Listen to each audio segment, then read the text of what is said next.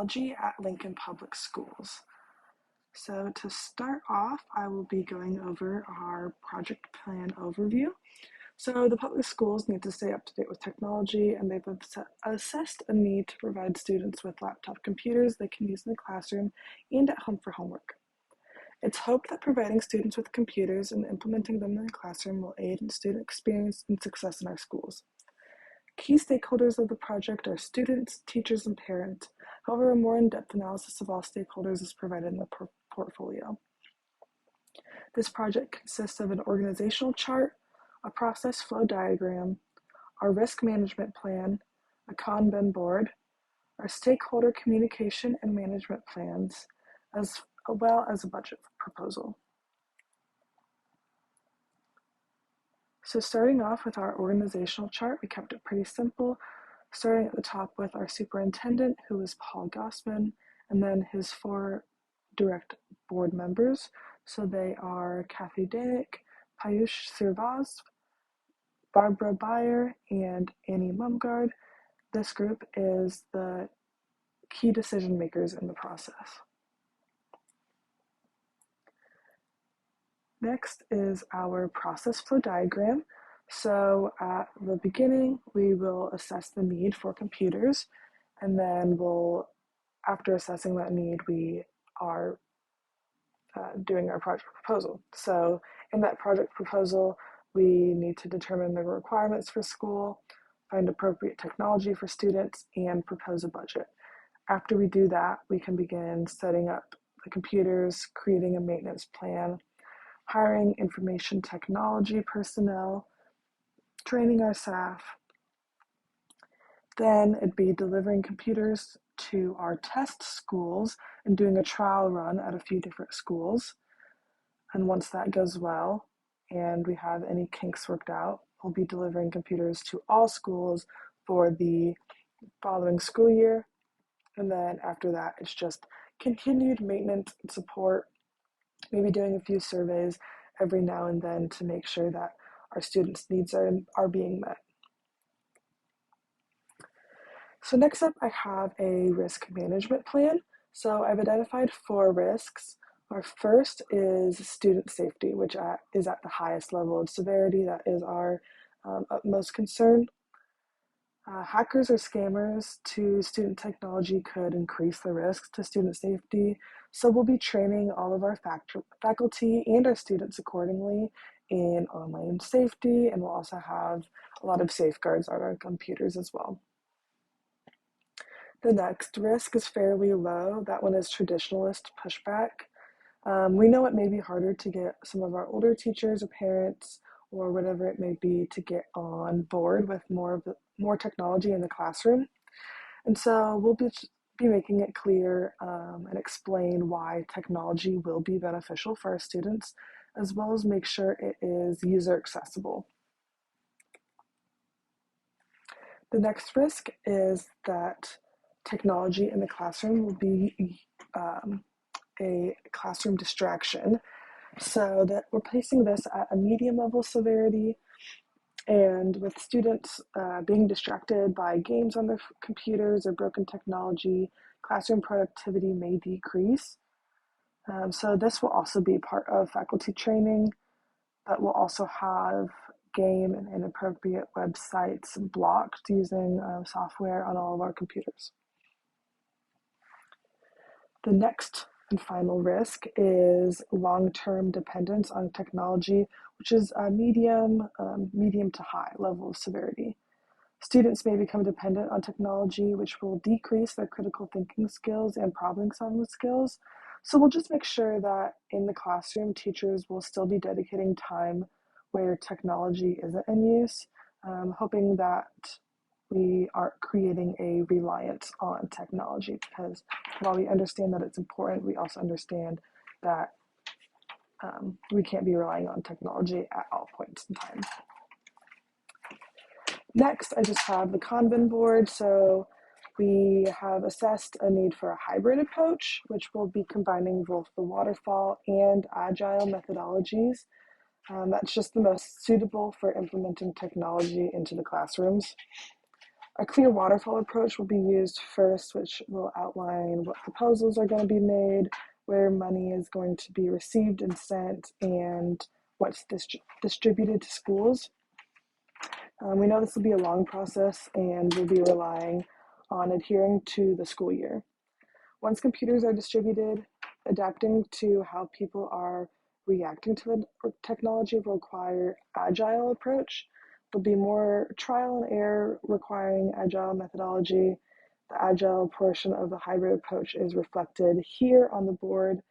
And this is kind of what I imagine the board might look like in the first quarter of the project. So we need to set up computers, create a plan for customer support and maintenance, and hire information technology personnel. What we're currently doing is training our staff on basic troubleshooting and proper use of technology. We're finding appropriate software for our students' computers, and we're working on finalizing and receiving our government grant. And then what we've already done is develop our budget, determine requirements for our schools, and assessed the needs of our students.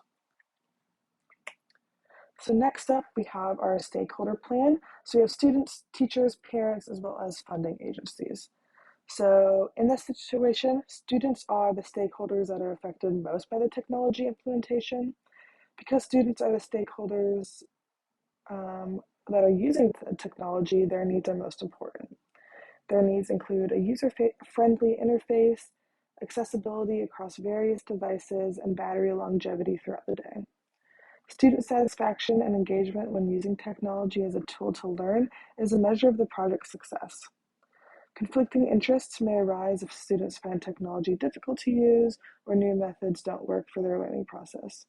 This can be managed through feedback surveys. Students will be communicated with through emails mostly, but they might also be communicated with through announcements at the schools or letters sent home. And then, as I said before, the students are the ones using computers every day, so they have the highest level of engagement. While students are the primary stakeholders, teachers serve a crucial role in utilizing technology in the classrooms. The way the technology adapts for our teachers and complements the students' technology is huge. Conflicts may arise if educators prefer traditional teaching methods or if the technology doesn't complement their curriculum requirements. Including teachers early in the development process, providing training and support for them, and aligning technology use with educational standards and their curriculums can really help mitigate these conflicts. Our teachers will be communicated with mostly through emails as well as staff meetings, which I see there on the board. And then teachers have a high level of engagement. And then next up is parents. Parents are key stakeholders as they hold expectations for their child's education and may also be financially contributing to the implementation of technology. Supportive parents can encourage their children to use technology wisely and monitor their progress, leading to increased engagement among students. Conflicts may arise if parents have concerns about the technology's effectiveness, safety, or appropriateness for their children. Some parents may also have conflicts if unaware of how to use the technology when helping their child with homework or resolving issues. We'll be communicating with parents mostly through emails as well as letters sent home. And then finally, we have our government funding agencies. LPS has received grants from the government to fund the implementation of technology in their schools. These grants provide financial support for the development and maintenance of the project. This funding supports the longevity and scale of the project. Conflicts may arise if there are strict requirements, contracts, and expectations regarding the project's outcome. Realistic goal setting is key to meeting the government's needs, and their engagement level would be the lowest out of everybody's. Finally, we just have our budget here. So, as I said before, we'll be using a hybrid methodology. When it comes to budgeting, the hybrid approach can have significant implications, blending the flexibility of Agile with the structure of a waterfall.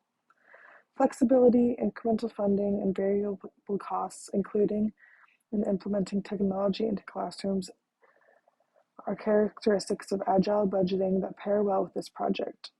The need for detailed planning, fixed costs, and an upfront approval of the project's timelines and estimated budget are characteristics of waterfall budgeting that support the implementations of technology in the classroom.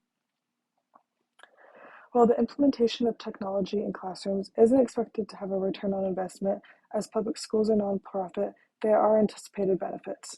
These benefits include the enhanced learning experience technology provides for students, access to information and classroom efficiency.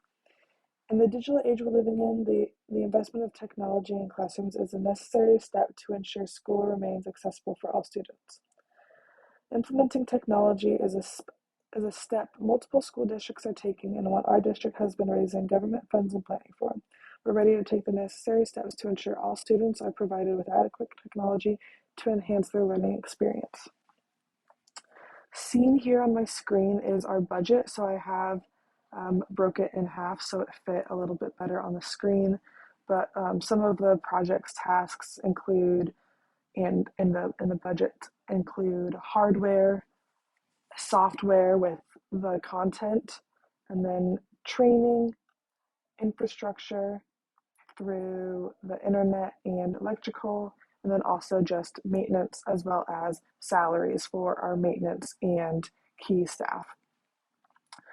So I've created a sample budget here with expected number of students we have and how much each item costs. And so we're expecting it to be about a $23 million project in the end.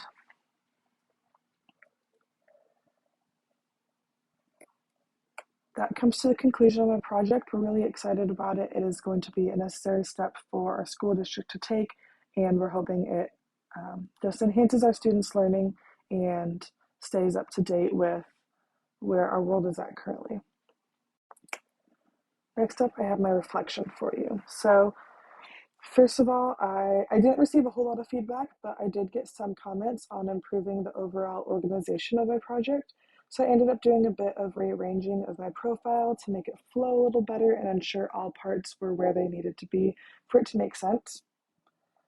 As for what went well during this project, I think overall being able to learn about different aspects of project management throughout the semester to be able to create a final project in the end was really great.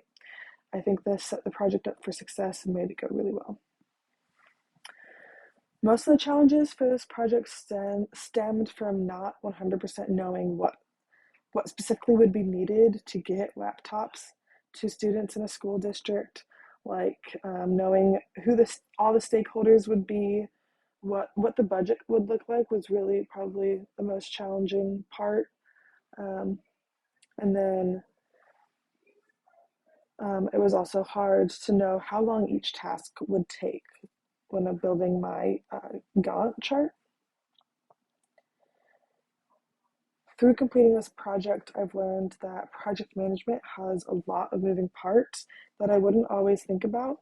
Things like an organizational chart for the company or needing to create a plan for every little task that needs to be completed makes sense, but I hadn't thought of it before. I now feel much more prepared for any project I may have to manage or aid in the management in the future. Thank you.